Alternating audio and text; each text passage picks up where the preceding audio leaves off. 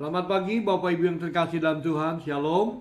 Ya, pagi hari ini adalah pagi di mana kita terus menantikan kuasa Roh Kudus untuk turun dalam kehidupan setiap kita pribadi. Kita ada di dalam masa 10 hari penantian Roh Kudus, dan nanti di tanggal 28 adalah puncak di mana Tuhan akan mencurahkan Roh Kudusnya kepada setiap orang-orang yang menanti-nantikan. Pagi ini mari buka hatimu terus dan cari Tuhan dalam doa-doamu di rumahmu, yang mulai berdoa minta supaya Tuhan penuhkan kita dengan Roh Kudus. Hidup ini saudara perlu yang namanya spiritual authority saudara. Di mana dalam perjalanan kita punya otoritas, punya kekuatan, bukan oleh kuat gagah kita, tetapi kekuatan otoritas dari Dia, Allah yang menciptakan langit ini.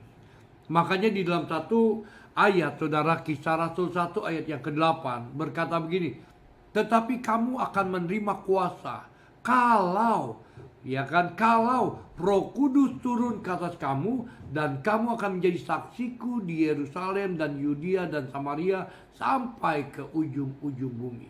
Di sini dikatakan dengan jelas sekali bahwa kehidupan seseorang memiliki yang namanya spiritual authority ketika dia, saudara, dipenuhkan oleh Roh Kudus. Selama dia tidak dipenuhkan Roh Kudus, boleh dia berkata-kata, cari Tuhan, sembahyang, ibadah, tapi kosong, nggak dipenuhkan Roh Kudus, saudara. Nggak akan ada yang namanya authority, saudara, di dalam kehidupan orang itu. Dia tidak akan pernah bisa menginjak kalajengking, dia tidak akan pernah menginjak roh-roh jahat, mengusir orang, kerasukan setan, dan lain-lain, saudara. Hanya orang-orang yang tanda petik yang memiliki kerinduan dan dipenuhkan oleh Roh Kudus.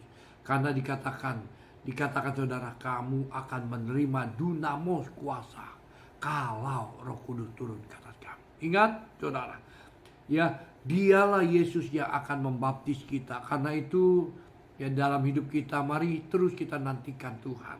Markus 1 ayat 8, Yohanes Pembaptis berkata begini, aku membaptis kamu dengan air, tetapi Ia, Yesus, akan membaptis kamu dengan Roh Kudus. Pagi ini, biarlah engkau buka hatimu terus untuk Kristus dan minta terus dipenuhkan Roh Kudus, supaya kehidupanmu menjadi kehidupan yang penuh dengan kualitas.